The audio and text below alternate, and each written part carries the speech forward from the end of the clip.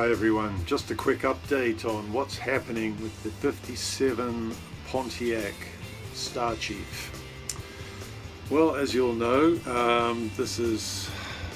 I inherited this car from Uncle Jerry, which is my wife's uncle, and I would love to keep this car in the family and get the thing running.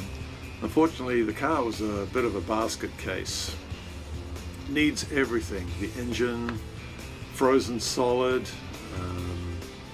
Has been sitting in the front yard of this place probably for, I want to say like 20 or 30 years.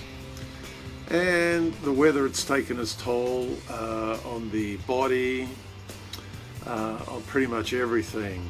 The engine, why the car died in the first place was it had a blown head gasket and was overheating, and I could tell at some point someone had changed the radiator because it had the markings on the radiator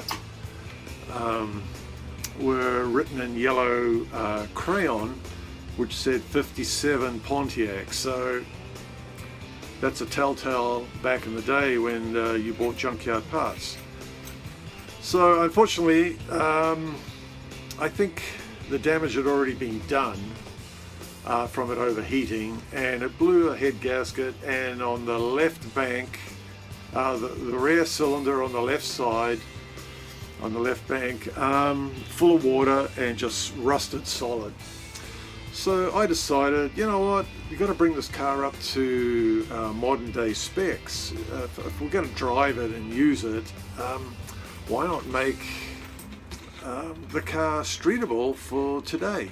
You want the car to stop, you want the car to drive, you want the car to be efficient. So, you know, that means fuel injected engine, overdrive transmission so you can keep up with traffic on the freeway, and you want to be able to stop, so just front disc brake conversion. So these things are what I am attempting on this car. It's a slow process.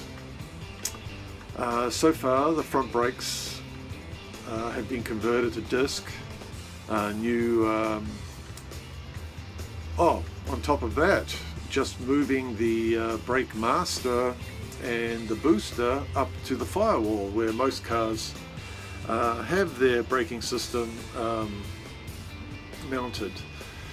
This one had the treadle valve and the master through the floor, and so what I had to do was move the heater, which was on the firewall, and make a panel, make a plate, and adapt a booster and a master cylinder to it.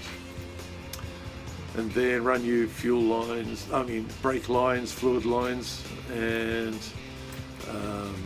that with the new front disc brakes. And it also came with new wheel bearings, repacked. I also replaced the rear wheel cylinders, brake hoses. Anyway, so it's up to scratch. The only drawback with the front disc brakes, Pontiac never made anything that would be the right stud pattern, so I went with Chevrolet in the front, which is close enough. We'll just have two different size wheels, or I will have to re-drill the rear axles to take a Chevy stud pattern to match the fronts. Anyway, not important at the moment. So that part of it's been done. I'm still working on inside the car, the brake pedal itself, the final mounting and the height adjustment, and all that has not been done yet. I'll wait till I adapt the throttle so I can match it all up before I get into that. And next phase, fuel tank. Fuel tank had about 20 rust holes in it. Even though I could probably repair it and get it fixed, I decided to retro it, and I went with a tank from Tanks Inc. With an in-tank fuel pump and set up for fuel injection, and had to customize everything, but I got it mounted.